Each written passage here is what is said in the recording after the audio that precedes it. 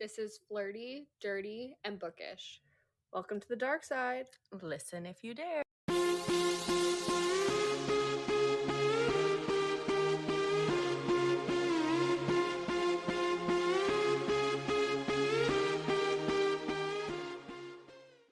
Hey guys, so welcome back to Ponderosa Springs. We are on episode 2 of this universe.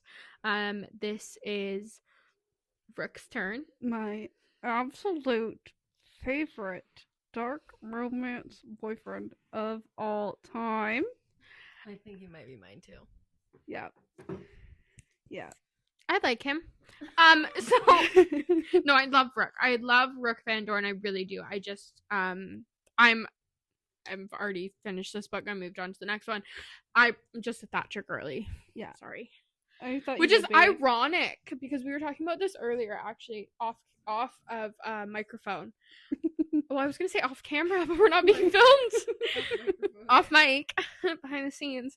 But we were talking about it, and it's kind of funny because if you guys remember Devil's Night when we talked about it, I was Will all the way, and they were Damon. And I think it's funny that I'm Thatcher and that they're Rook. Because Rook is what I wish Will Grayson was. But he is the most similar to Will if you were to pair them up. Yeah.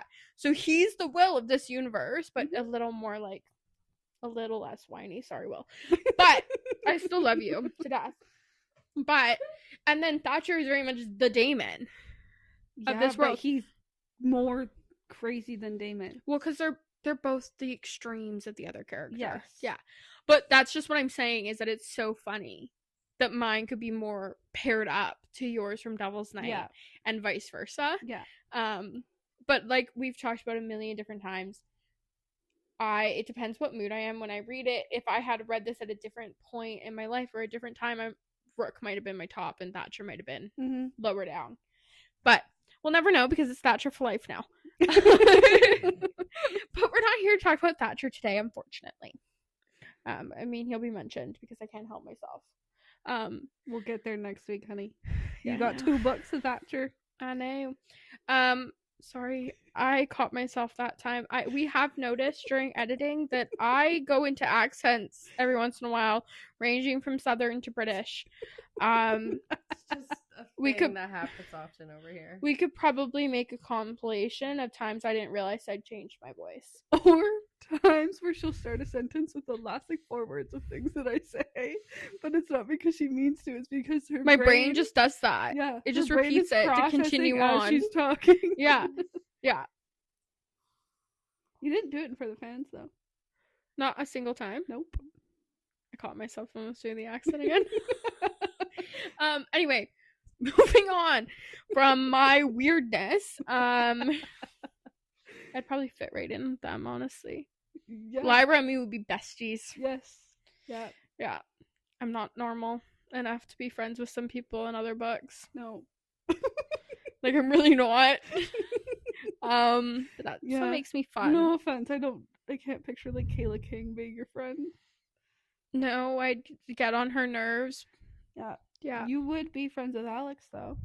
She loves everybody. Yeah. I'd probably get along more with the people from Silver Falls universe than North Shore. Yeah. Yeah. Like, I could be friends with Peach and Ella. Yeah. Yeah. I could see that for you. Yeah. Like, I could be in that group, but I don't think I could do North Shore. No. Whereas, like, I want to be friends with I Kayla. think that me and Jade could get along, but I don't think we'd be besties. Well, Jade dresses up like a cat, so yeah. I'm not a cat person, personally, but, you know, Nothing away from me. to each their own. A few times, a few cats. Not all cats. Just any hoodle do. Sorry, Ember said that one time, and I've never been able to stop.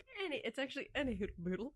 But now you put your own twist on it, and I love it. I know, but I can't get rid of it. It's like, stuck now. Any hoodle something, whatever comes out of your mouth. Yeah. I constantly change it. You changed it to any hoodle do during For the Fans. That's when you changed it. Mm-hmm. Have you ever heard the term angrier than a hornet in a can of Coke. No, but you said this to me 2 days ago. I said it to you last night. Oh. I just wanted to know if anyone else has heard it. No, but since we're talking about the Hollow Boys, I saw this today. I took a picture. I instantly, when I show you, you guys will know who I'm talking about. Ready? 1, 2, 3. The yellow gumboot. Oh my god, yes. But she's right. We are talking about the Hollow Boys. Sorry, got off topic. Gotta bring it back. Right, The Truth We Burn, Rook's book. Sorry guys. So, we're gonna do this the exact same way we did Alistair's, which yes is different from how we used to do this, but I think it's more fun. You guys can definitely let us know which you prefer, but I think we prefer. We are good with anyway. I just think that this one flows better. Yeah. I think it's more fun to listen to. It's more fun to talk about. It's more of just a conversation. It's how we do our interviews. So I'm surprised that we haven't been doing like this. I think we got in our head Because we felt like we were missing parts. Yeah, but now we've decided, it's more of a conversation. We can miss parts And as long if as you we guys talk are about reading along, then you get you're it well anyway, aware. Yeah. so. As long as it's in order, it's fine. Yeah. Anyway, so speaking of Rook's book, so Rook is with Sage. We love Sage. Sage is Rosemary's twin sister. So obviously we're well aware of who Rose is. I love Sage. So obviously because Sage was Rosemary's twin sister, she knew who the boys were. The boys were obviously well aware of who she was. Like, they're best friends with their sister. One of their best friends was dating her sister. Like, they clearly know who she is. They she went knows to who school they are. together. Their dad is the mayor. Like, They're obviously well acquainted. Like, they know who each other are, but they never like spoke because Sage is quite the opposite from Rose. Obviously, Rose hung out with the Hollow Boys, so she's a little emo girl. Yeah, she's a little on the more outcast side of things, despite the fact her dad is the mayor. And she definitely could have been like her sister. She didn't want to be. She wanted to be herself. She wanted to be free. Sage is... Ponderosa Springs is a very vile place. And she is Queen Bee. If you can't take it, or if people find out too much about who you really are, they will use it against you. Yeah. And Sage learned that very young, unfortunately, but she did. You don't ever just out of curiosity, guys, do you ever just oh my god, I'm about to out myself real fast here. Sage Donahue would never. Do you ever just like sit in your room and like stare at the wall and talk to it? Like, you have to get your thoughts out. No, if I have to work through something, like, I need to physically hear the words to work through it properly. This is any hoodle moment. Okay. I think you need to go to the mental asylum that Sage ends up in this book. I am fine, thanks. Okay. Moving on, the trigger warnings. Anyway, so I forgot to say this in the beginning. Obviously, we said in the beginning of Alistair's book, this is very true for the entirety of the series. There are trigger warnings for these books. Please look them up. If you we will be talking about them. If you were like, okay, like, I was like, we never really read the trigger warnings in the beginning of books because we don't really like to know what's going on. And Monty Jay is very the same way. Don't have any triggers. Yeah, Monty Jay is very the same way. They actually don't put it in the beginning of the book, but you can go to her website, which is listed in the beginning of the book, and there will be all the trigger warnings. Definitely go and look at that before you listen to this podcast, because we don't want to, trigger anybody. Yeah. So just go and look at that, and yeah. But yeah, so continuing on now that we've got that out of the way, Sage was raped as a child. She was sexually abused by a family friend from the age of, I want to say 11, about until 13. And basically until she hit puberty. It was yeah, fine. when she hit puberty, it stopped. Obviously, this person is a child predator. We will talk more about him later, but in the beginning of the book, it's that's all you know. So we're just gonna leave it there. Yeah. But anyways, that happened to her. So she learned very young that you need to be a very fake version of yourself to survive in Ponderosa Springs. No one can really know your secrets. No one can know anything about you because then they have something to hold over your head, which Sage uses to her advantage because when people tell her secrets, she then holds them over their heads, which is how she became Queen Bee. She is the cheer captain. She also gives off the aura that nobody can fuck with her, and she'll fuck with you if you even try, and that she's like very cold and very like she could care less about any of you. Yeah. Anyway, so speaking of Sage, so Sage is the cheer captain. Rook is obviously a hollow boy. Like, you know, they don't mix. But Sage has had a boyfriend since like middle school. And we know him from the first book. Easton Sinclair. Oh god, I hate him even more in this book. I hate him. He gets worse by book. Yeah, It really does.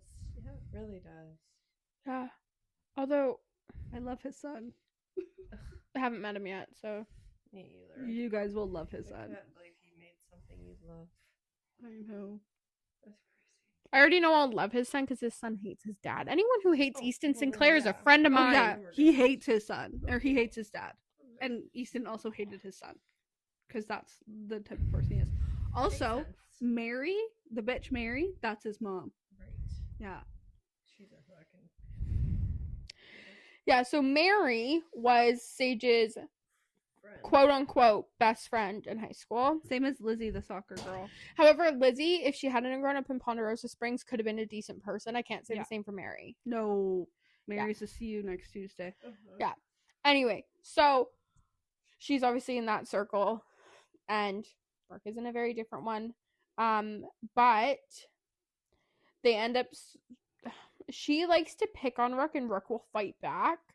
Because Rook's intrigued by her and he loves getting under her skin. Yeah, and then so Sage has this very outward in the beginning of the book. It's all flashback. So Rose is actually still alive for the first like 13 chapters. Yes, because it's their senior year of high school. Yes. So, which is like only like not even a full year before their actual love story taking place, but Well, that's not true. Their love story started then. I mean, like the rest of their love story, it hasn't. Yeah. What I'm saying, it hasn't even been a full year by the time the rest of the book Until takes it's place. present. Yeah. Yeah. There's not a huge time jump in this. No. Anyway, so because we know that because Rose only died a few months before even Alistair's book took place, and this book, quite literally, once you get to the present, takes off exactly. Well, it starts like a week before Alistair's last chapter. Anyway, so Sage gives off this personality on the outside. Even when you're in her head, she's like that. Yeah. And it isn't until it's nighttime, she's at home, Rose is home, and Rose has a nightmare in the middle of the night, and she goes into her room, and they're under the covers like they used to do when they were kids, and they're talking. And this is when you learn that she's not that way to Rose in private, because she can be very mean to Rose. They in have public. all the Hollow Boys have seen her be a bitch to Rose. Which is why they don't understand why Rose is so protective of her sister, because Rose has stood up to them and said, no, like, trust, you don't really know her. And they could never understand it, because Sage is horrible to her in public, but Rose is very aware of why. Yeah. Even though Sage has never told her, she's very aware, at least of the fact that her sister knows what Ponderosa Springs is like, and she's just protecting and she knows herself. that her sister's putting on a front. Yeah, just like in the same way the boys are. Yeah. Right? Like, they did what they had to do to protect themselves in Ponderosa Springs. And they chose to rebel to protect themselves. And she went the opposite way. And that's really the only difference between the two. Yeah. Yeah. They're both just protecting themselves. They just chose different ways to do it. Yeah. She picked the easier route. Yes. Well, I mean, yes, easier in the sense of, like, people everybody like her and all that stuff. Her. But I would say that the boys... I would choose the boys as the easier route, because at least you're yourself. Yeah. Like, I they would don't rather have to pretend. I would rather be myself and have everybody hate me then not get to be who I really am. Yeah. And have to put on a front every day. Do you know how tiring that would be? But she chose it so more people weren't against her. She chose it to protect herself because of her past. Yeah. She couldn't handle having those. She just needed to be on top Yeah. to make sure no one came for her again. Yeah. Whereas the boys is like, you come at us. Like, it was just, but they had a group around But also them. think of it this way. That's a girl dealing with the same shit. Yes. And a guy dealing with the same shit. Mhm. Girls are way more vulnerable than guys. But also think about it this way as well. She's a lone wolf. Yeah. They had a pack. So Yeah. in that way as well, her route, unless she was friends with the boys, if that had been like the different story, she went with Rose to be friends with them in the beginning. Cool. But she'd already taken on this persona at the time of Rosemary becoming friends with the boys. Yeah. To protect herself. So there wasn't she was already in it, and there was no going the direction with Rose. Yeah. But anyway, so that's that. But Rose does say to Sage one of their nights in their like little under the covers like talking sessions that Rose thinks that Rook must have a thing for Sage or something to that extent, and because Sage basically calls her crazy, and Rose is like, trust me, Rook doesn't pay attention to things that he doesn't find intriguing. Yeah. And he's definitely intrigued by you. Yeah. And Sage is like, oh, please. Anyway, Sage keeps blowing Rook off. Rook is constantly poking at her. And Rook finds something out about her. Not like a huge thing, really. It's not that big. But in Ponderosa Springs, anyone having anything on you is a risky territory. Anyway, so Sage loves to act. It's something that she's buried. She doesn't want people to be able to attack on it, nothing. So during her free period, when everyone else is in class, she goes to the theater and she rehearses scripts. Whatever script she wants. I love that she chooses most of the time Shakespeare. It makes one of us. Never read Shakespeare. Oh, so you must have been real confused when there was that whole scene where she's speaking in Shakespearean language. I was. I was confused, but I knew that's how they talk in Shakespeare. Yeah, like I'm well aware. But did you know what they were saying? Not really. It's from Midsummer's Night's Dream. Is that Romeo and Juliet? No, I said it's from Midsummer's Night's Dream. Well, is Romeo and Juliet called Romeo and Juliet? Yes. Oh. She's gonna kill us. I'm scared. No, I don't know. I know there's Macbeth and Romeo and Juliet. If you guys listened to Bookish Breakdown a few weeks ago, you may have heard me already having to give them a history lesson. It might happen again. Anyway, no, Midsummer's Night's Dream is completely separate. Okay.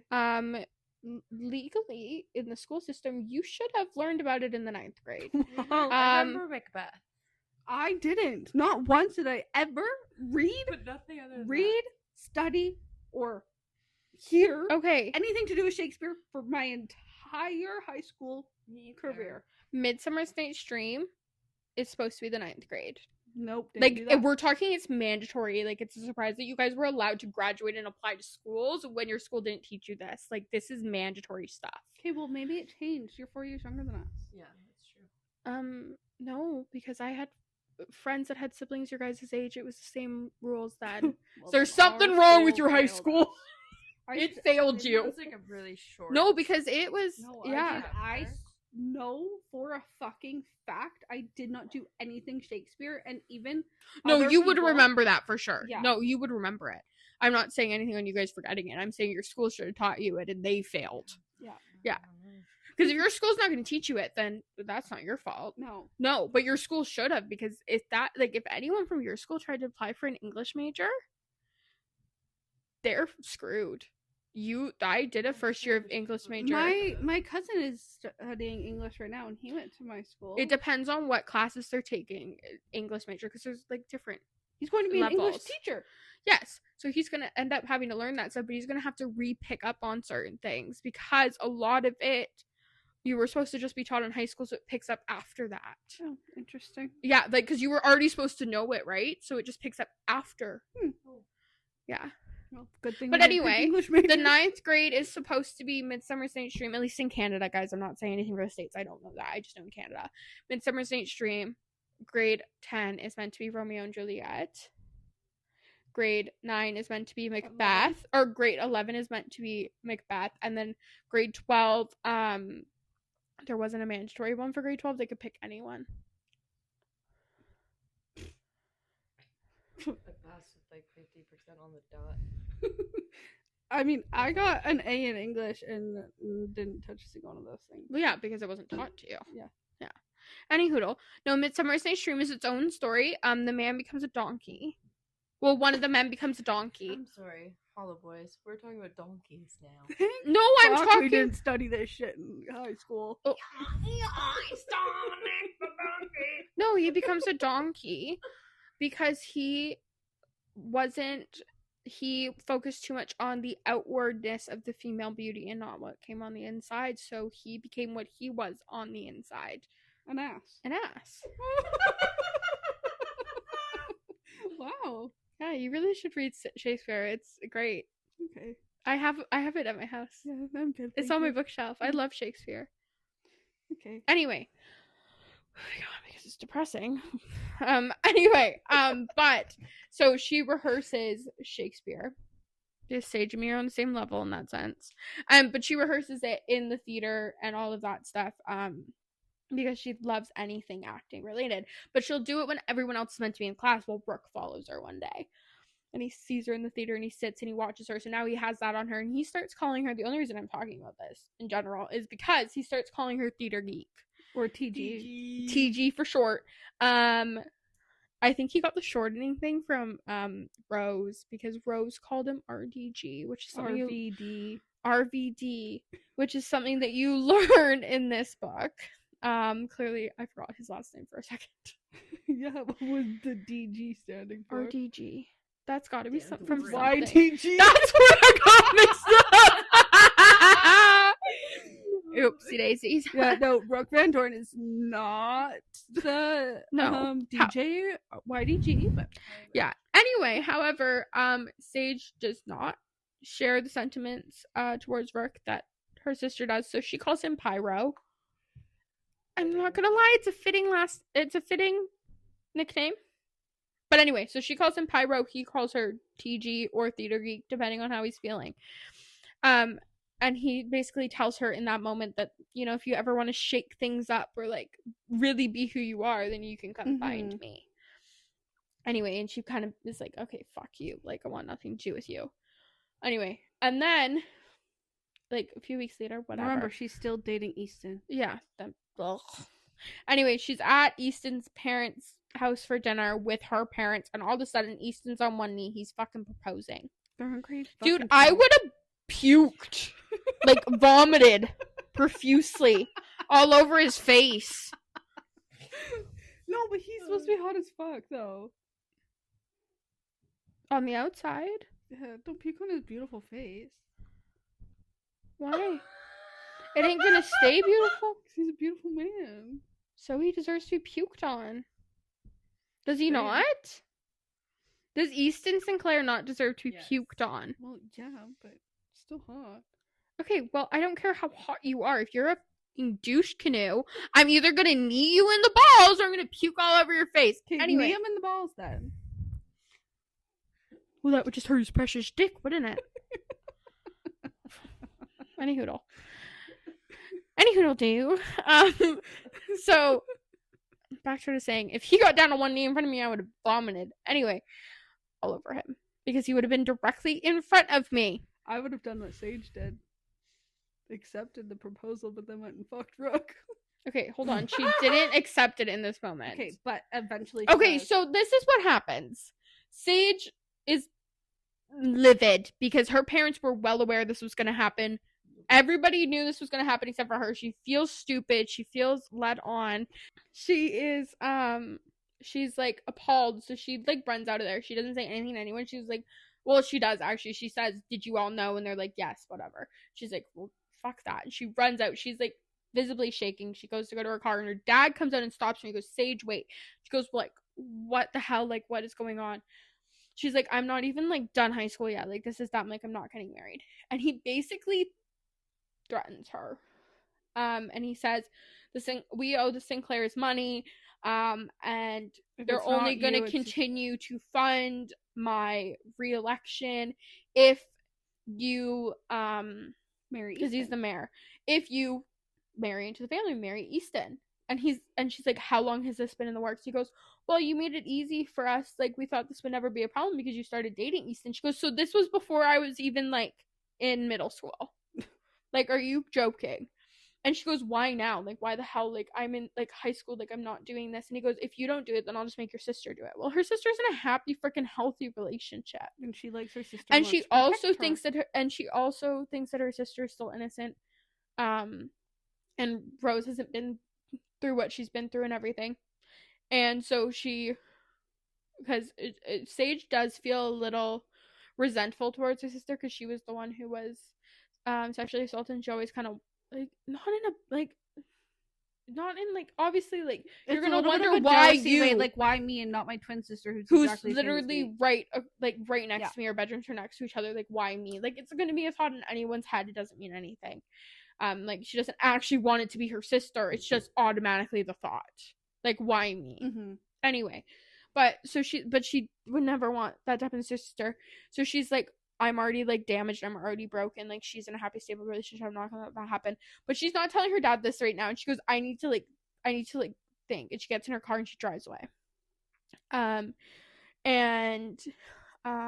She goes to the graveyard to find Rook. And she does find him there. And then he's kind of just basically like, what the fuck are you doing here? And she's like, I'm taking you up on your offer. Yeah. Anyway, so they end up going to her like cabin, and she admits to him, well, they get liquor first. So then she's drunk, and she admits to him what happened to her in the past about being sexually assaulted. She doesn't tell him his name or anything, just tells him that this happened. And then they kind of like, nothing really happens that night. He like takes her home, whatever. And then over time, they start to get closer and closer. And then they start to basically secretly date while she's still dating Easton on the outside. Mm-hmm. And we know, but Brooke doesn't know. She has agreed to marry Easton at this point just to save Rose for now. Her plan was to like break off the engagement once her and Rose were graduating. They could both like run for the hills with Rook and Silas and just leave. Yeah. So that was her plan. That was all the guys' plans because they all wanted to leave anyways. They were just going to leave with them. Yeah, so the girls just would have gone with them. But it obviously, so she didn't tell Rook that she was engaged to Easton.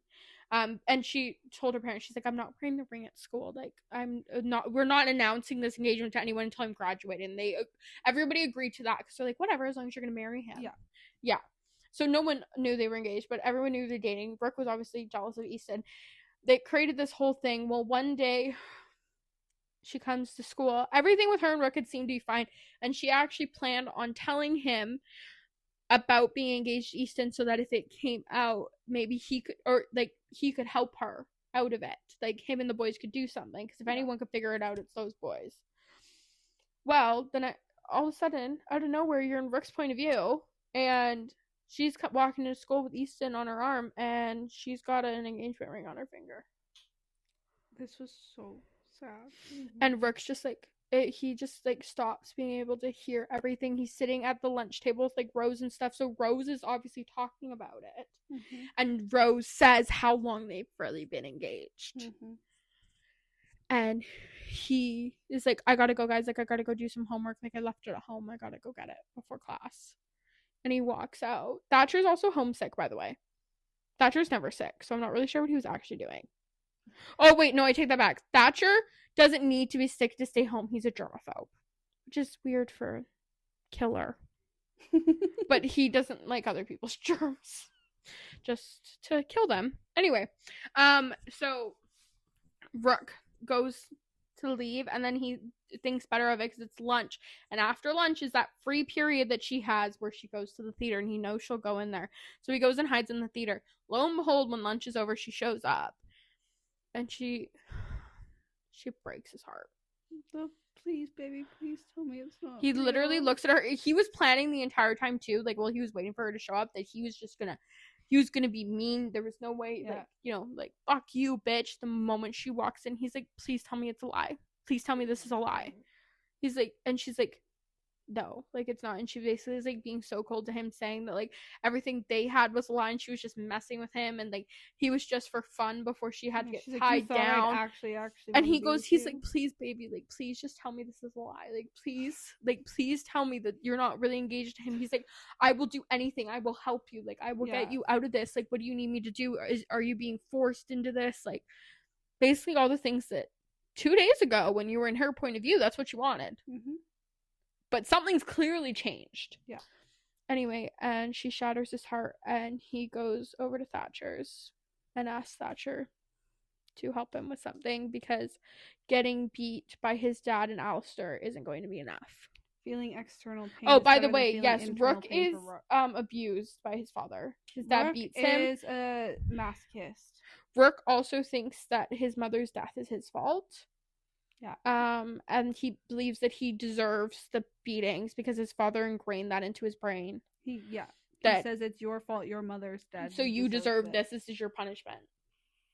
So Rook began to believe that. So whenever he felt like he did anything wrong or it got too much, he would get Alistair to also beat him, or he would antagonize his father so his father would beat him. Yeah. And he just let them. He could, I mean, he needed Alistair to punch him. Alistair needed to punch someone. That's fine, whatever, they have their relationship. But he would antagonize his father because he knew his father would beat him. He could totally fight back, but he wouldn't. Never once touched his dad. No. And I think the worst part is that his dad was him and his dad had a decent relationship prior to. If his mom never died, he would have had good parents. He would have had good parents, and I think that's the worst part, is that his dad wasn't like that before. Yeah. I think that makes it the worst thing, knowing that if his mom hadn't have died, he knows that he would have had a good he knows parent. what good parents is like. Yeah, until Alistair he was has 7. No fucking idea. No, until he was 7 years old. No fucking idea. Well, he does, but not based on his But not his actual parents, his grandparents. Well, yes. his mother, yes, but But his dad, hell no. No. But his grandparents taught him what good parents were. Silas had great parents. Alistair never had good parents, so he doesn't know different, other than like having Silas's parents around and stuff like that. Yeah. But Rook had good parents, and he lost both of them on the same day.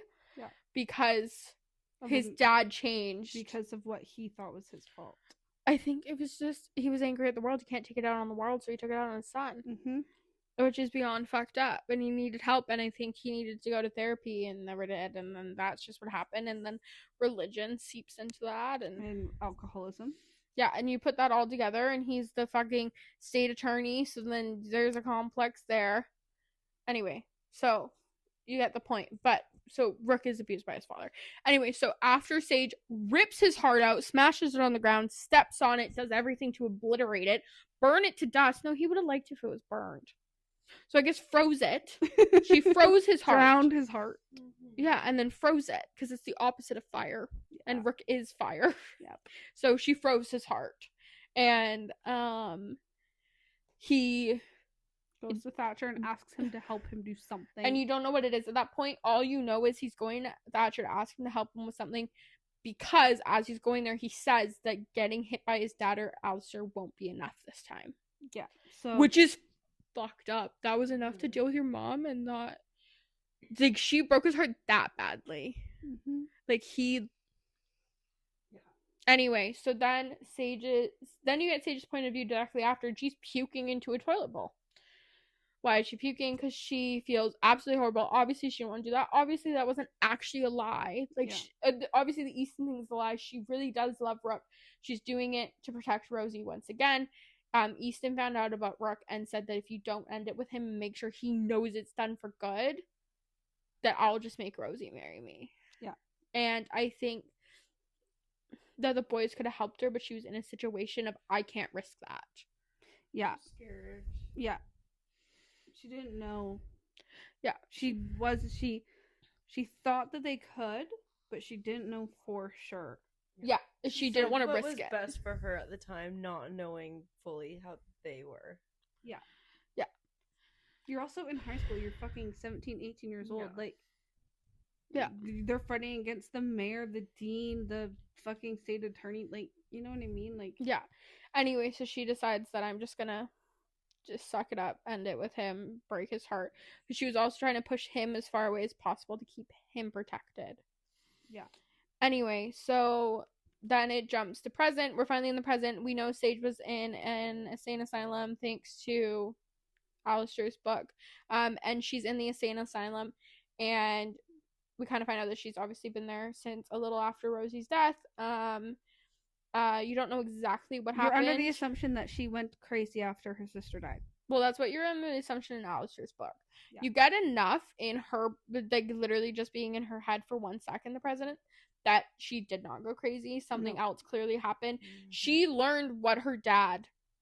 So what it is why she got put in there is because she found the exact same video that the boys found of him being tied to a chair and picking Rosie. Yeah. We don't know what she did to herself or to him at this point to let him know that or to be able to admit her. But you do know that she does know, and she confronted her dad in some kind of way, and that's why he put her in there. And that's all you know at this point. And she doesn't think that she would ever get out. No. She thinks she's there for the rest of her life. And at this point, she doesn't care because she doesn't feel like she has a life because her freaking other half is gone. Like, could you imagine coming? She literally says, I came into the world with her, and now I'm stuck here without her while she's buried 6 feet under. Well, and then at one part of the book, she goes, I'm older than my twin sister. Yeah. That's fucked. Yeah. It's super fucked up. Mm-hmm. It's not okay.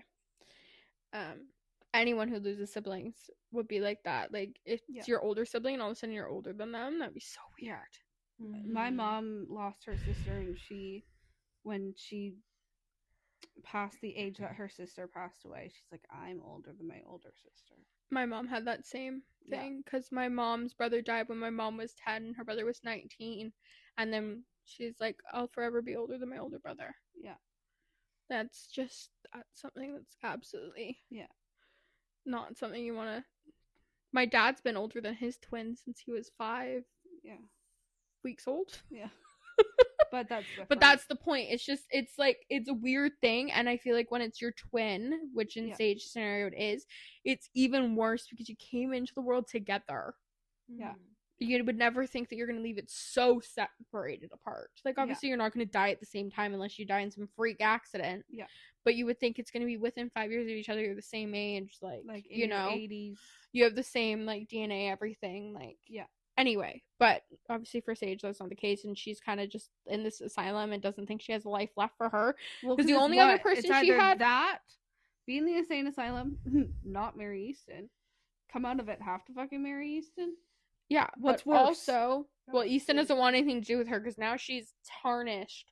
So she was saved from that whole scenario, the Sinclair scenario, because now she's tarnished because she was in there. Whatever. Thank God it saved her in that sense. Yeah. But she doesn't know that, obviously.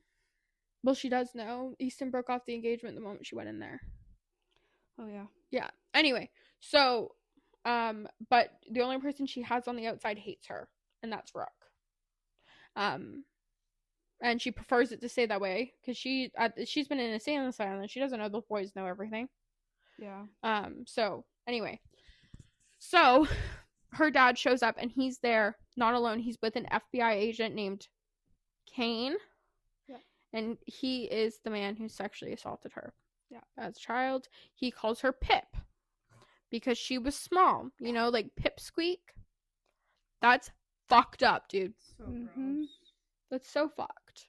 Anyway, so she's livid. They ask her for help. They want her to get an inside idea of what the boys are doing because they obviously know the boys are coming for them. They know they're coming for the the Halo. Know something. They know about the Halo. Yeah. And that they're coming for them. They need to know how much and what exactly they know. And what their plans are. Yeah. And they know that she was with him at one point. Yeah, and she's like, I will never, like, I'm not helping you, blah, blah, blah. And they basically end up threatening Rook this time. Yeah. And she's like, okay, well, at least if I go on the outside, once I get in with them, I can actually trick my dad and Kane. Yeah. and work with them. And this is also the first time that she learns that someone's getting justice for what happened to Rosie. Yeah, she goes, holy shit, they know what's going on. And they're doing something about it. Because she also, like, no one's come to visit her at all. This is the first time she's even seen her dad. She was put in there. Her mom left her dad after this whole thing and, like, moved and got married to someone else. Wants nothing to do with her daughter. She was never a good mom. She didn't have good parents ever anyway. They didn't really care. It was all about image. Rare good parents in Ponderosa Springs. Yeah. And anyway, so that's the gist of that. So obviously she gets out. So she starts going to college. And then we meet up with where we were in Alistair's book. And she ends up becoming friends with Lyra and Briar because she ends up getting into this weird, like, altercation with Mary and Lizzie, her old friends from high school, in the cafeteria at the university. And Briar and Lyra come over, and then they force her, actually, to join the Loner Society. No, they tell her that she's in the Loner Society. Yes. Yeah. Force. Yeah. Yeah, she's in the Loner Society now. Yeah. Which she was, like, kind of, like, against, only because she doesn't want to end up having roots there, because she wants to leave the moment this is all over. Yeah. Anyway, but at the same time, she should have thought this is a great idea, because she needs to get close to the boys. What better way than to go through the girls, considering that the boys are never going to let her in. Yeah. Anyway, so she ends up starting to talk to the girls. Rook is obviously well aware she's there, because as in Alistair's POV, Rook and her share a class together, and she walked in, and that's when he found out she's there. Anyway, Rook is currently, once it switches to his POV, being cut up by Alistair. Alistair is cutting his back open, and that's when we learn Thatcher. Yes, sorry. Thatcher is cutting, because Thatcher likes to cut. Once again, Rocco being oh so considerate. Yeah. He's like, he wanted to start cutting himself to give himself more pain after the stage thing, because once again, physical pain takes out emotional pain or whatever. And he thinks he deserves it for being dumb, for believing her. Yeah. Anyway, and he goes, but it would be selfish of me to cut myself when Thatcher loves to cut things, so I just let him do it. Yeah. Okay, crazies. Anyway, so Thatcher cuts his back. And they're very considerate about how much Thatcher loves cutting things, you know, like the squirrel and the lives we steal. Yeah. They're like, well, we know that we'll let him do it. Well, it's the same thing if someone needs to be punched. They're usually going to let Alistair do it, because they know he needs to punch things. Yeah. Something's got to be set on fire, we're going to call Rook. Yeah. Something needs to be hacked. Well, they just can't do that in general. They'll just send it to Silas no matter what. Yeah. But anyway, that's the point being. Looking at Santa again, aren't I? Anyway, so, I was looking at Santa again. Oh. Anyway, so then, so we learned that, she ends up, like, slowly becoming friends with Briar and Lyra. And then the boys have this place that they go to. It's like a cliff, and they used to go there to talk. They would bring Rosie there all the time when they were growing up or whatever. It's, like, very secluded. Yeah. Anyway, so the boys are having a bonfire without the girls, because Lyra and Briar are supposed to be studying, but all of a sudden a car pulls up, and Alistair's like, well, it can't be the girls. They're like, supposed to be studying right now. And all of a sudden, Sage walks up. She learned they were there because Briar told them. Yeah. Love Briar. Anyway, so she tells them immediately that she wants to help. She learned from her mistakes the last time of trying to keep everything a secret. She goes, my dad wants me to get close to you. I want to help you bring them down. No, that's a lie. She doesn't say my dad wants me to get close to you, because they don't know about the FBI agent. Okay. Because that becomes a problem later. But she does say, so basically she comes walking up to them, and she just flat out states, I know what you guys are doing, and I want justice for my sister. Mm-hmm. And they're all like, no. Rook won't even look at her. Which is starting to make Thatcher question things. Mm-hmm. Anyway, but Rook won't even look at her. Silas is like, no. And she's like, please, like, this is my sister. Well, the boys are like, oh yeah, we saw how you treated her, blah, blah, blah. She goes, she was still my sister. You have no idea what our relationship was actually like. Like, shut the fuck up, basically. Yeah. She's like, I want in. And Silas ends up telling her no again, because he's like, that's not what Rosie would have wanted. Like, she would want you to be safe and away from this. Yeah. And she's like, well, what? She basically pleads with them all. She's like, please, Silas. He's like, no. She's like, Alistair, please, no. Thatcher, no. Because Thatcher could care less what anyone wants. Yeah. And then she looks at Rook. She's like, Rook. And he looks at her and he says, no, and some other words that I don't remember exactly. All I remember is that she looked heartbroken and she immediately gave up and left at that moment. No, and why should I believe you?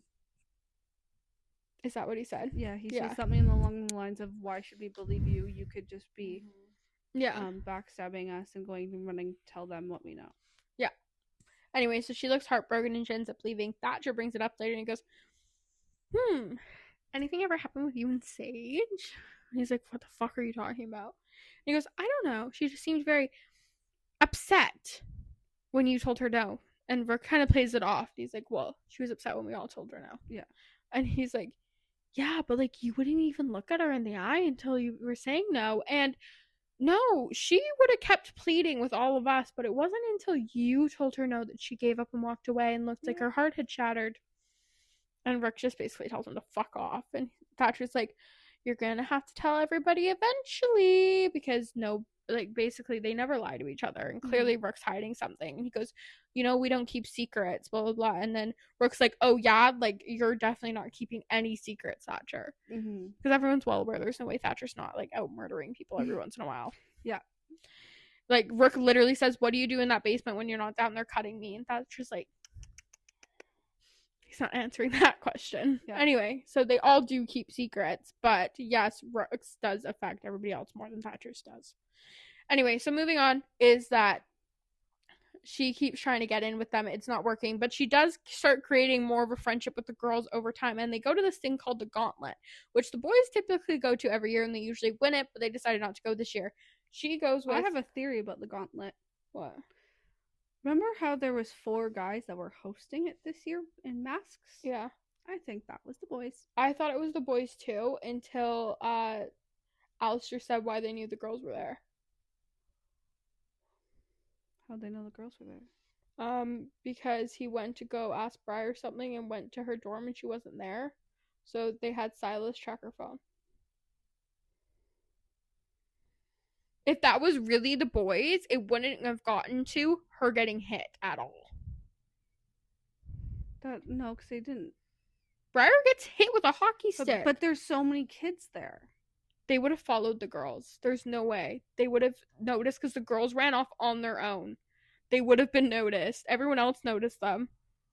I know, but like it's so specific to say 4 men were there in masks. I thought it was them at first too. Until that moment, I was like, there's no fucking way. I think it might still be the boys. I'm trying to make it think it's the boys, but then I don't know who else it would be. It's never mentioned again who it is. I don't know. Weird. Yeah, but it wasn't hosted. It wasn't even their... The one year that they, surprisingly, they aren't participating in it. Yeah, but it's hosted by people every year, so who the fuck knows? Anyway, all I'm saying is Thatcher says they found her because they checked her location. Yeah. It was explained why the boys were there. So, anyway, and I thought it was the boys until Briar got hit. There is no way in hell those boys wouldn't have been watching those girls like hawks. Yeah. Anyway, so, also the boys they hate everybody. Why would they want to run something? Because they won that every year. Yeah. Anyhoodle. So the girls go to play the Gauntlet. Well, they end up, it's Capture the Flag was the game that year. Gauntlet is between their town and Ponderosa West Springs Trinity. And West Trinity. West Trinity is poor. It's like the North Shore versus Silver Falls. Yes. We've talked about that before, so you guys know what that is. It's the rich and the poor. The poor are crazy and they want to win. The rich like doing anything that is illegal. Yeah. There's no rules, basically. All you have to do is play the game properly, as in you have to capture the flag. Whoever's captures it wins. Other than that, there's no rules. Yeah. Protect your flag however you want to. Get the flag however you want to. Anyway, so the girls are doing it. There's these guys that they had an altercation with before the game even started, and they end up cornering them. Lyra takes off one way, Sage takes off towards the flag, and Briar stays to distract them. And then she ends up getting, like, hit a few times by, like, a hockey stick and stuff. And Sage gets to the flag, but then she ends up falling. She's afraid of water. She's always, like, when she's having panic attacks, it makes her feel like she's drowning. Like, she doesn't like water. And she falls into, because they were doing it at, like, a water park, but it's winter. Yeah. So everything's, like, frozen. There's barely any water. So there's a wave pool, which is, like, half full, and it's, like, frozen over. Anyway, she ends up falling into it through the ice into the water. And she's just about to let herself drown until someone pulls her out, and it's Rook. And he pulls her out of it. And then she sees that Briar is being helped by Alistair. And then someone must find Lyra at some point, because they all end up in front of, like, in the parking lot. And Alistair and Sage get into a fight, and she's like, I'm sorry, like, blah, blah. And Briar's like, don't apologize. She's like, this was my idea, Alistair, like, basically yelling at him. Anyway, it turns into this whole thing because Silas ends up giving Sage his jacket and is, like, trying to take care of her, and then he calls her Rose, and she's like, I'm not Rose. And he goes, right, yeah, like, I know that, I'm, like, sorry. And then Rook is kind of, like, you're in Rook's head at this point, and he's annoyed that Silas is trying to take care of Sage, but even in his own head, he's not admitting that it's clearly because he thinks of Sage as his. Anyway, so then he takes Sage away and gives her this whole, like, scolding over everything and makes her hit him. And then she goes, why would you, like, let me hit you? Like, why do you want me to hurt you? And he basically just tells her to fuck off, and he walks away. Anyway, so Sage, Lyra, and Briar end up going home together, and the boys stay there to, like, talk or whatever. And this is when all of a sudden Easton pulls up, because he's a fucking moron. He tries to antagonize the boys, which doesn't go well for him. He tries to end it by saying, oh yeah, you guys are all bark and no bite, never actually seen you do anything.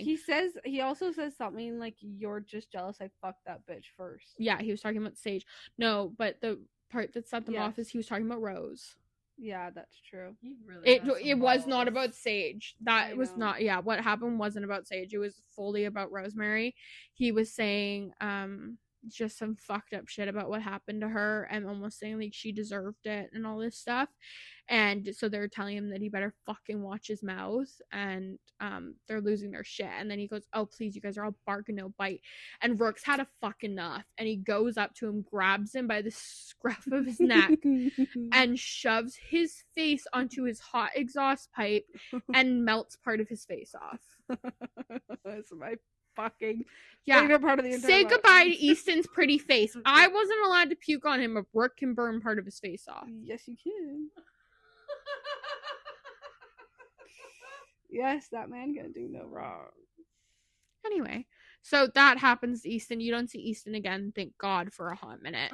Like, literally, like, his skin was stuck to his exhaust, and Rook's like, he's like, I'm just gonna, let me make a mental note to clean that up later. Yeah. But I always felt so bad. Ooh. Burning flesh. Yeah, Ooh. no. Now we know how Josh Hammond felt in Lights Out when his dad cooked people. Yeah. Nasty. No, gross.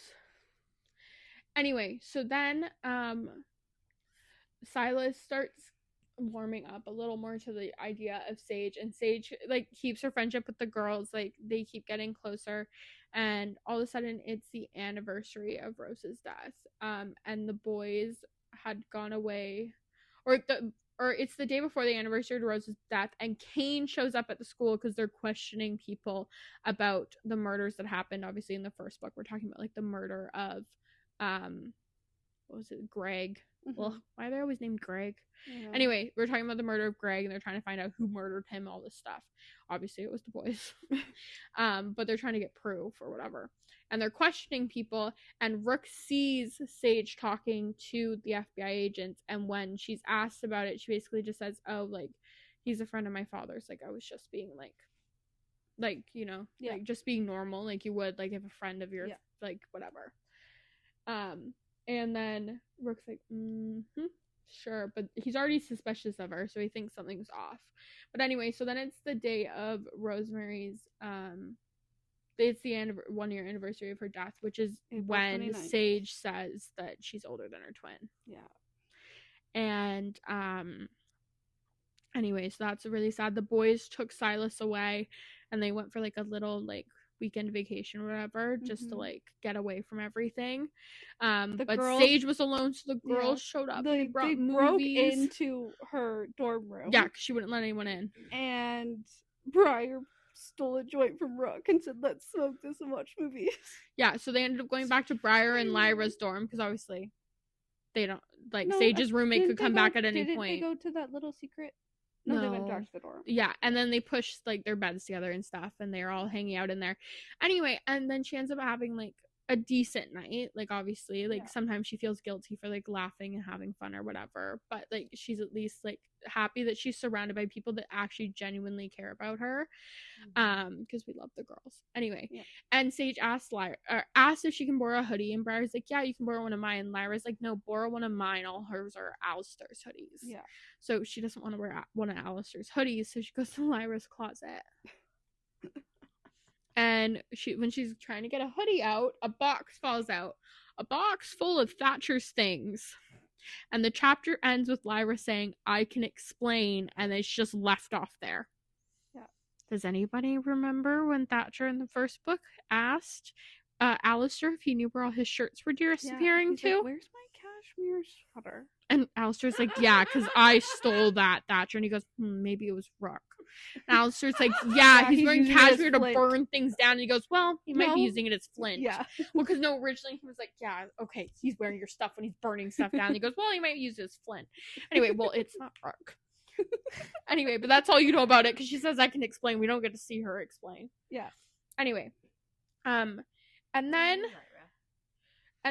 she goes, and then all of a sudden we're in Rook's POV, and he's left the boys wherever they are to come and talk to Sage, but then he decided she was doing something fishy, so he followed her because she left in the middle of the night to go to this like church. The burned down church, by the way. Rook burnt it down. Yep. After Rose Rook burnt down the church Rose's funeral was held at because no one would let them come to the funeral, but also because she wanted to be cremated and her family disrespected her wishes and had her buried. Yeah. So he said, fuck you, and he burnt the church down. Speaking of things he burnt down. Yes, and also that cabin that him and Sage used to go to, like her family cabin, where she used to get sexually abused every summer. That became their cabin and ended up being a happy place for her because she would think about Rook. Yeah, after she broke his heart, and he was done with Thatcher cutting him for the first time, he went and burnt that down, so that's gone too. Yeah. But anyway, so he burnt two things down within like the last like 3 months of his senior year of high school. He also burnt down a willow tree just for fun. Yep. Yeah. He just like burning shit down. Pyro. It's really depressing. Actually, when you find out how his mom died. Yep. Right. The car caught on fire. Yep. He didn't have an obsession with fire before that. Nope. So it's actually really fucked up. Anyway, so he follows her into this church, or he actually waits to follow her inside because he saw who went inside after her, and it was Kane, the FBI agent. So he assumes that she's actually ratting them out. Now, at this point, by the way, Silas has said that she can work with them. So now he's really concerned because Rook still doesn't agree that this should be happening. After Kane leaves, Sage is still inside the church, so Rook goes in after her, and he starts like yelling at her all this stuff, and she finally breaks down and admits that she lied, and she says Kane's the one who sexually assaulted me, and he can't decide if he's believing her because he just wants to so badly, because that would fix basically the broken part inside of him when it comes to her, or if she's telling the truth.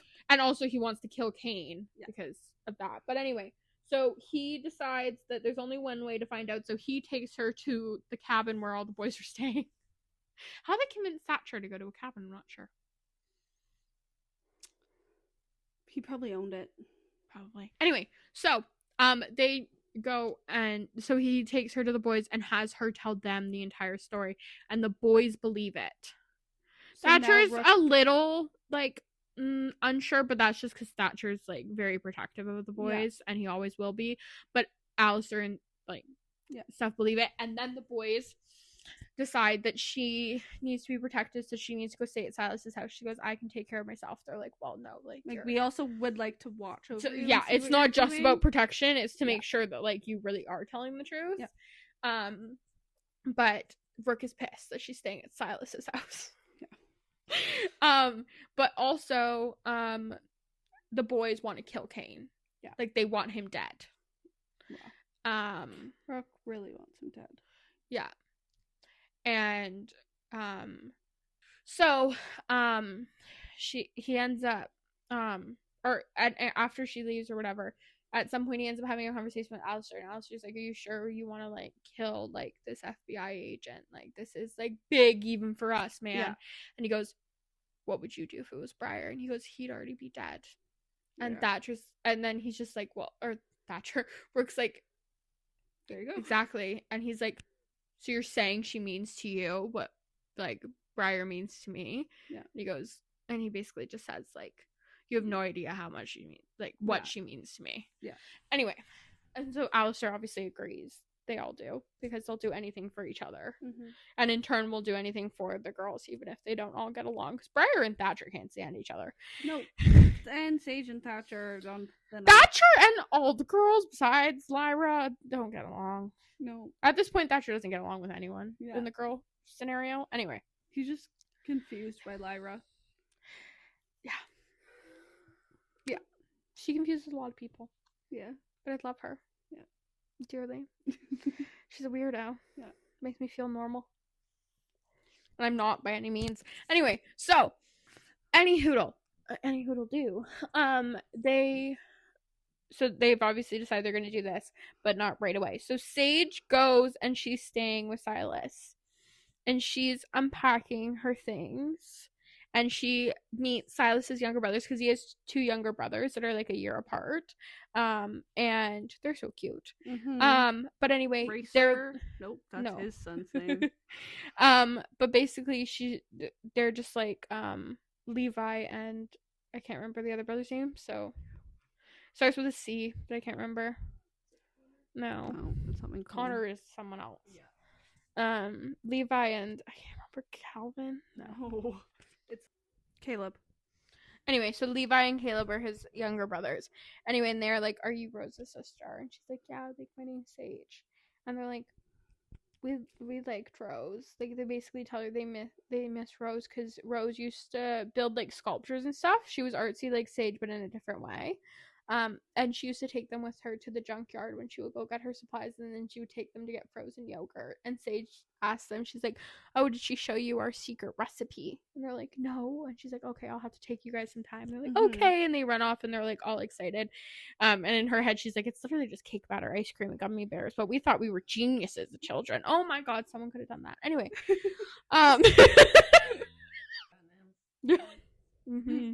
Is Munchie still a thing? It is, but we don't have one near us. There is marble slap though. It's pretty similar, but it's ice cream, not frozen yogurt. Anyway, so and then Silas comes to her room and it's like checking in on her and everyone and everything. And then he calls her Rosie.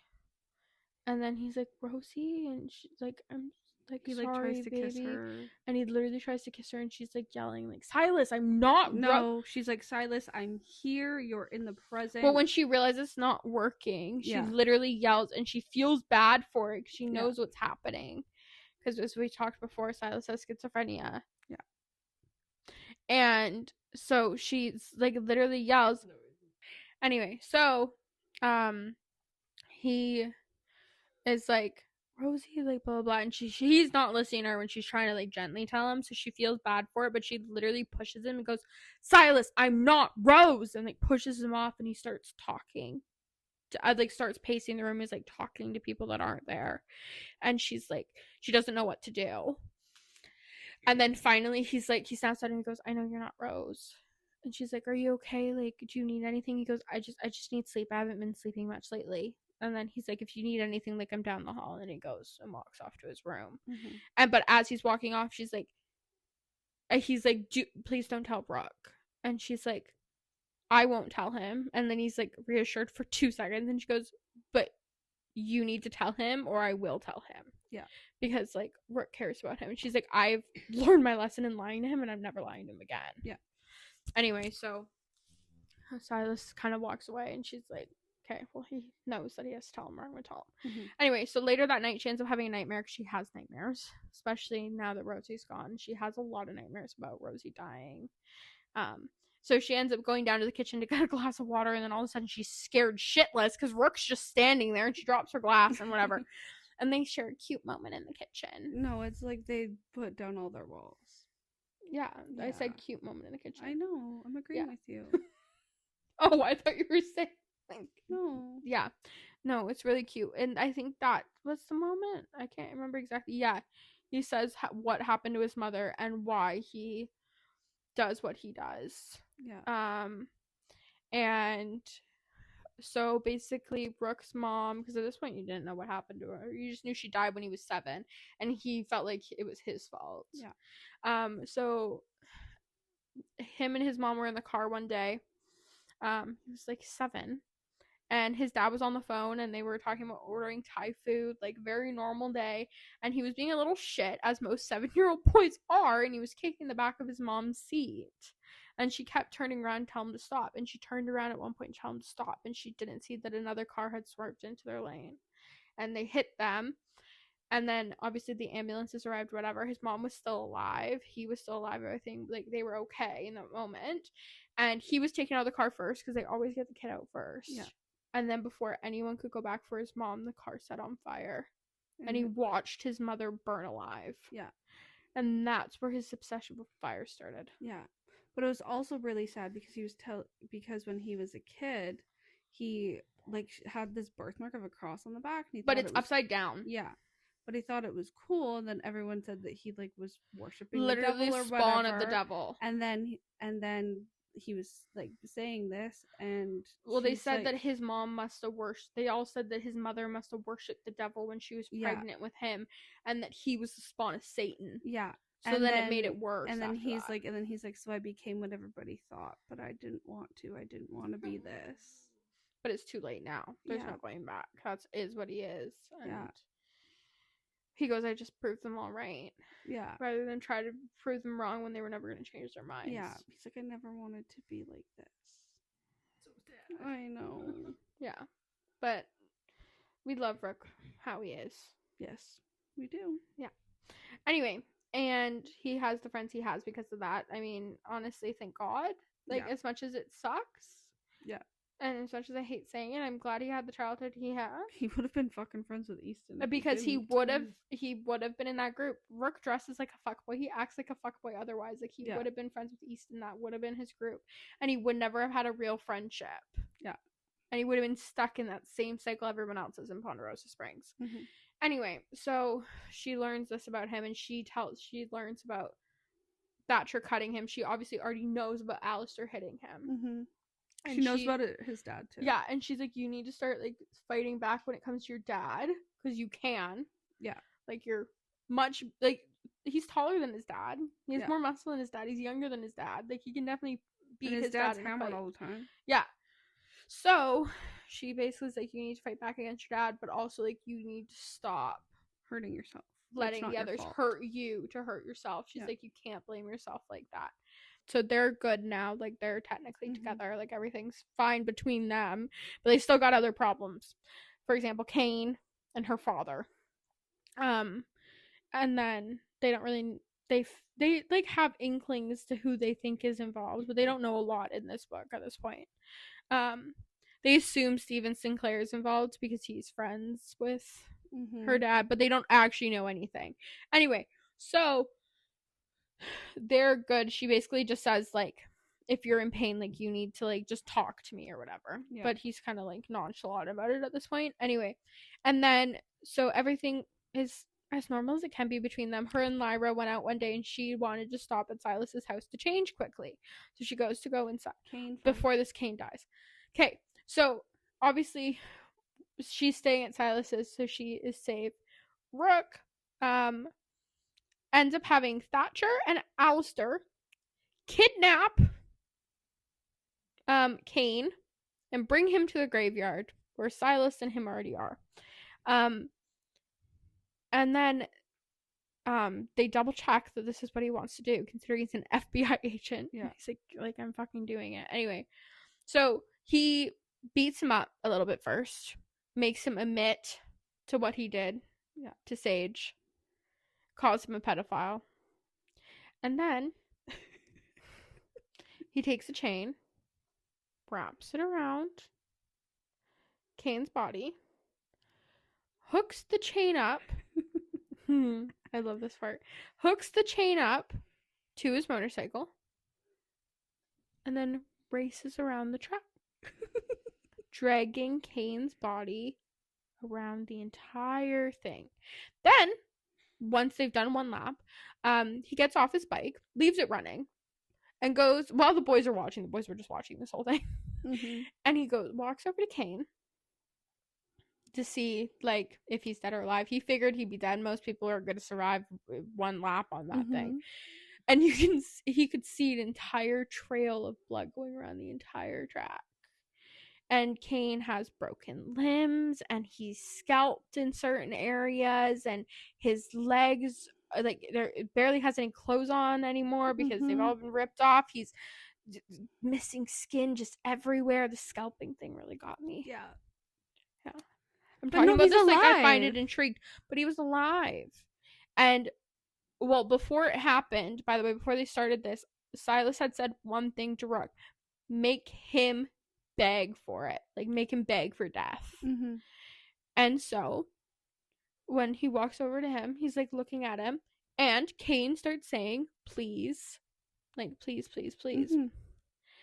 And Rook's like, one more lap, because in his head he's thinking, that sure always tells me that you have to deserve death. So we're going on one more lap. So he takes him, kills him, and then he takes his badge. You don't know why yet. Anyway, then Sage was out with Lyra, and she wanted to stop at the house. This is like a few days later or whatever. People just think Kane's missing, by the way. Like, they completely got rid of the body. Like, they can't find it if it doesn't exist anymore. But anyway, so Sage walks into the house. Well, there's blood on the floor. That would freak anyone out at first.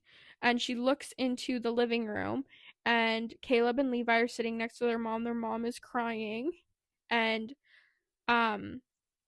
Silas's dad is, like, holding his hand because it's cut, and that's where the blood came from. And they basically tell her that Silas, like, had, like, a psychotic, like, he had a schizophrenic episode, and like, they don't know where he's gone, and they're freaking out. And she goes, you guys need to call, like, Rook, because if anyone know where it is, like, if Rook went, and they're like, we did, like, we called Rook. So she calls Rook, and she's like, and he's like freaking out. And she's like, well, you know him better than anyone, where would he be? And he goes, like, no one knows, like, this side of him. And she's like, okay, but, like, you know him better than anyone, where do you think Silas on a schizophrenic break would go? And he says he's gone to your house. He's like, Greg, he's gone for Frank. Frank. He's gone for Frank. So they're all like, shit. So her and Lyra are obviously together. Anyway, but it jumps into Rook's point of view, and he's now at the house. Also, Alistair and Briar are out of town. That's why they hadn't done anything to Frank yet, because Alistair and Briar went out of town for her uncle's birthday, and he wanted to, obviously, Alistair likes to be in control. And make sure that the boys are being safe, to be fair. But they were going to deal with it when he got back. Well, Silas had a schizophrenic episode, and he wants Frank dead now. It was literally the next day. Yeah, they were going to deal with it the next day. But he could not. He, like, lost it. Anyway, well, he hasn't been taking his medication for months. He's been taking vitamin B pills instead. And he's been tricking everybody. So he's, like, lost it. And so it changes to Rook's POV, and he's already in the house, and he's trying to, like, calm Silas down, and, like, Frank's, like, freaking out, like, please help me, like, please help me. And Rook's like, shut up, like, dude, stop. And Silas has a gun. Well, we know that Silas Does not miss. But they can't do it this way because this is going to cause a problem because Kane also has another FBI partner. They don't know if he's corrupt or if he's like a normal cop. It doesn't matter. There's another FBI agent looking around and they're already fishy of the boys. And Kane's already missing. Anyway. So then Silas is like still trying to like kill him or whatever. And then demons are talking to him. And he's like talking to them or whatever. And he's like, they say I have to do this. I have to do this so I can see Rosie again. I have to do this so I can see Rosie again. And Rook's like, okay, yes, we'll do it. We'll do it. And he goes, they say, and Rook's like, what are they like saying to you? And he says, they say that you're trying to stop me. And Rook goes, no, I'm not. Like, I'm not. Just like, we just need to like think about this, Silas. Like, we have to do this properly. We need to calm down for a sec. And Silas goes, no, and he smashes his hand back, and the base of the gun knocks Frank out. So Rook uses this opportunity, and he's like, look, Silas, he's dead, it's over. And Silas is like, oh, okay. But then he starts talking to the demons again, and Rook's like, trying to, like, convince him, like, that, like, everything's fine. Silas is like, the demons say I have to kill you, and Rook's like, no, you don't. He goes, no, I don't. And then he's like, no, but I do know what I have to do. And he, like, puts the gun to his head. And Rook's like, no, Silas, like, stop. Like, don't. Like, he's, like, trying to convince him not to do it. Like, obviously freaking the fuck out. And Silas is like, no, they say that if I do this, I can see Rosie again. I can be with Rosie again. And I'm sobbing my heart out. You're lucky I ain't crying right now. Anyway, and he's, like, losing his shit. The reason I'm not crying is because what happens next.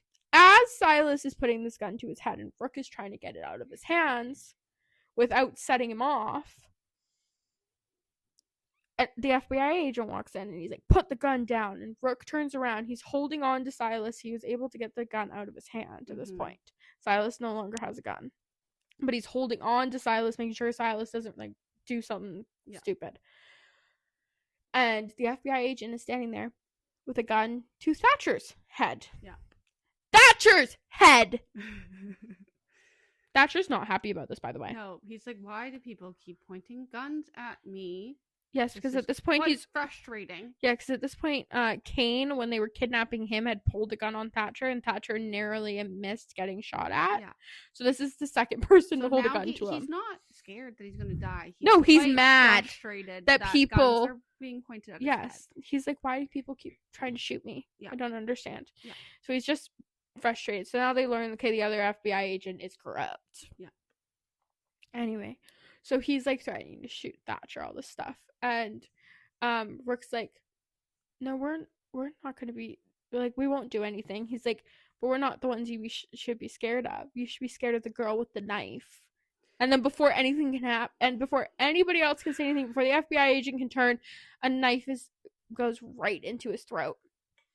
And it's Lyra. Yeah, remember how she came with Sage? Yeah. Yeah, she was with Sage. She was just hiding out. Well, when they first said he's like, you should be worried about the girl with the knife. Yeah. At first, I'm like, well, it's Sage's bug. I'm assuming, like, Sage would come to, like, save Rook. No. It's Lyra saving Thatcher. Yep. Because that's what she does. Yep. So she killed that man. And then her and Thatcher are, like, looking at each other weirdly. Thatcher's got blood all over him. He's a clean freak. No. Like, even when he kills people, he does not get dirty. Yep. Anyway, so she's, like, looking at him, and he's looking at her, and he's like, what the fuck? Anyway, we'll learn more about that later. It does get brought up. Quite a few times. It really disturbs him. Yeah. Anyway, and she's all of a sudden that she just killed someone. She's kind of happy. Yeah. And then all of a sudden, well, I mean, can you blame her at this point? Like, threatening and, like, all her friends. Like, these people are fucking, I would have killed the man and been fine with it. I wouldn't have felt guilty about that. Yeah, but would I have been smirking? No. But would I have not felt guilty? No, I would not have. She was giddy about killing somebody. No, later on, it's, like, more, she wasn't, like, giddy about that. She was more giddy about, like, save Thatcher. Yeah. Yeah. But still, nobody knows that. Yeah, no. But anyway, so, we just know that they're looking at each other weirdly. Mm-hmm. Anyway, and then all of a sudden, Sage walks in, and, Rook's like, hey, Thatcher, you need to get the fuck out of here before cops show up, because there's no way he didn't alert people. Mm-hmm. And you need to get the fuck out of here, because, like, you're covered in blood. Yeah, you need to take Silas out of here. And her. Take her with you. Take the girl with the knife with you. So Lyra, Thatcher, and Silas go. They take Silas, get him out of there. Obviously, they're going to the hospital because he needs to be admitted. And then Rook and Sage stay behind, and she goes, what are we going to do? And he's like, we're not going to do anything. She's like, what? And he goes, you're going to set this place on fire. Yeah. Her dad's still alive, technically, by the way, guys. Yeah. They burn him alive. They burn the whole house down. They burn the FBI agent in there till but they make it look like an accident. They turn the stove on and then light a thing. Yeah. Well, Sage is an actress. So they go outside and she's like crying, holding on to Rook, and he's like holding her. So when the cops and the fire trucks and everything show up, when they give their statements, even though he's a pyro, they still look innocent because she just says that her like that the agent called and like let her know all this stuff, blah blah blah. Yeah. Anyway, so it ends up jumping to later when they're at Thatcher's house because now they're staying at Thatcher's. Everybody just stays at Thatcher's. Yeah. No, seriously, everybody stayed at Everybody Thatcher's. stays at Thatcher's. Yeah. So they're at Thatcher's, and Silas has been taken to a mental institution. yes, but also at this point, Rook has found the suicide note that Silas left for him, and you do in fact have to read the suicide note. Mm-hmm. I listened to the audiobook for this part. Hearing it, I don't know which one was worse because I've read it and I've listened to it. It sucks no matter what. No, it's but it basically says this wasn't your fault. He basically says, so the reason that you're the only person that got a letter is because I know what this will do to you, and I need you to know this was not your fault. You couldn't have done anything. There's no way. Sorry, I'm crying again. There's no way you could have seen like the signs. Like I hit it. Yeah. Like this isn't your fault. I know that Alistair. You did everything. I know that this will affect Alistair and Thatcher, but I know they won't blame themselves like you will. And you need to know this isn't your fault. Whatever. Well, Rook. It doesn't matter what Silas says. Rook's still gonna think it's his fault. Yeah. So now at this point, Silas is being taken to a psychiatric hospital, but not the same one she was kept in. They're taking him outside of Ponderosa. She refused. Springs. She goes, you cannot send him there. Like, I've seen what it does to people. Yeah. You can't, like, have him sent there. So they do send him to another one, because once again, he has good parents. Yeah. So they're gonna listen, like, in case she was in there. Like, we're not sending him there. Anyway. So then she ends up like trying to calm Rook down, and she's telling him once again, like, you need to just talk to me, like, you can't go and let someone else hurt you. Like, because he stood in the shower until it like basically like burned his skin because he needed to feel some sort of pain, so he was trying to keep the promise he kept to her. Yeah. And so he comes into the room, and while they're sitting there, she basically ends up admitting to him that she knows what it feels like to try to do that, and she knows that you can't live like that. And he's like just confused. And then she's been wearing long sleeves this entire time. She finally takes them off, and she has 2 slits going up her arm, from her wrist to her like elbow, basically. Because that's the way that you're supposed to do it if you actually want to die, because all your major arteries there. Somehow she survived. Yeah. Because she missed.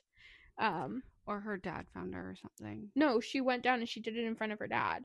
But the way she cut it, she shouldn't have made it to the hospital, but she did because she missed the artery that she should have hit. Yeah. But she didn't go quite deep enough, or she was too far over on one side. Yeah. Either way, she messed it up. Thank God. But that's how she got admitted, because her dad was able to say she tried to kill herself. But really, she admits to Rook she did it because she just wanted to be with her sister. But because if Rosie was gone and he had chosen Rosie so easily, then he didn't get to have either of them. Yeah. Because she knew he needed her alive to be with Easton, and it was the best way she could think of to get revenge, was to just kill herself and make him, like, lose that money. Yeah. And so, like, he admits, and he's, like, horrified seeing it on her, so then he kind of more understands why she doesn't want to see it on him. Yeah. And then he gives her a gift, and it's what was the necklace? So he gives her a phoenix because Phoenix rise from the ashes, and because he's obsessed with fire, which means she's his fire bird. Yeah. She's so cute. Anyway, and it's made of gold, melted down from brass, sorry. Made of brass, melted down from Kane's badge. Yeah. Yeah, love that. That's basically the bookends.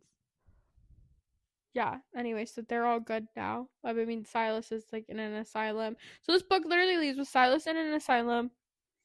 And Lyra and Thatcher, something weird going on there. Something's happening. Briar and Alistair are together, but obviously at this point everyone's just worried about Silas, but they're also worried about what's going to happen next because the Halo's going to come for them now that they've taken so many out, but they don't know how it's going to happen. Yeah. And they don't know who else is really involved. Yeah. And then, as per usual, we did get one more chapter, but not from either of their point of views. We got it from Thatcher's. Mm-hmm. And in Thatcher's point of view, we see him go to talk to Lyra because he's very disturbed about what happened when she killed that man because he looked at her a little weird. Yeah. And he goes up and he says that they need to talk. And then that's the end of that. Yeah. Well, actually, he's like, hello, darling Phantom. Yeah. I think we need to talk. Yeah. I love when he calls her that. I know. Mm-hmm. And we'll find out why he calls that in the next episode. Yeah. But yeah, so that was The Truce We Burn. What was everybody's favorite part? I have multiple. I'm aware. Okay, so my first one is a flashback from high school where Sage is explaining to Rook how Rose thinks that soulmates bear the same birthmarks, and she calls them soul marks, and Sage has one on her chest, so Rook took his cigarette and burned one on his chest so they match. Oh, and the reason that Rose talks about this is because Rose has a scar on her finger in the exact same place that Silas has a birthmark on his finger. Yeah. So cute. Which is really sad because he lost his soul mark. You're looking at me weird. I'm assuming that his girl also has one. Any hoodle. But yeah, it's so cute. He literally burns himself in the same place that she has a birthmark. Yeah. My second one obviously was him burning Easton's face off. But then my third one has to do with Easton's face because Easton does make an appearance after that at this luncheon that her dad is hosting. And they're talking or whatever. Easton's being a dick. Well, Rook walks up and goes, East, heard you got in an accident. A little toasty, huh? And yeah, just antagonizes him. And then Easton fucks off after that again. My favorite part was the soul marks for one, but also from the same scene she was just talking about, but slightly after that, like still in the same room, is still Easton, Sage, and him are still part of it. But it's basically Easton saying, "Do you really want to like be with him or whatever?" And Rook saying like, "You know, you want to like leave that motherfucker. Like, do you really want to be with him?" Mm-hmm. And she walks over and she chooses Rook. Yeah. And publicly. Then it pisses Easton off. But Rook already knew that she was going to do that. Yeah. But it's like the first time that like she officially says like really like publicly state, it's like a statement of saying, and it's for the first time that she's really choosing Rook and like leaving that fakeness behind. My favorite part was definitely when Easton got his face burnt off. It was iconic, and he deserved every second of it. I also really enjoyed Kane being scalped. Mm-hmm. Yeah. I really like how Sage didn't back down after Rook told her no. Yeah. She kept fighting for what she wanted. Yeah. Yeah. She just went around him and went to his friend, went to the one that actually was calling the shots. Yeah. Yeah. No, I really love Sage and I love Rook. But my favorite is next. Yes. So we'll see you guys next week. Thatcher, what's his middle name? Elliot? Thatcher, Alexander Pearson. Alexander? Yes. His dad and grandparents call him Alexander. Yep. We're on to Thatcher. We're doing part 1 and 2 together in the next episode because the first one ends off on a cliffhanger. And there's a lot of shit that happens, but it can be merged together pretty simply. Yeah. Yeah. They have quite a bit of backstory you guys wouldn't really think. So make sure you read that next. And we'll see you guys in Ponderosa Springs next week. my new favorite place. Besides Black Hollows will always be mine. Mm-hmm. Bye, guys.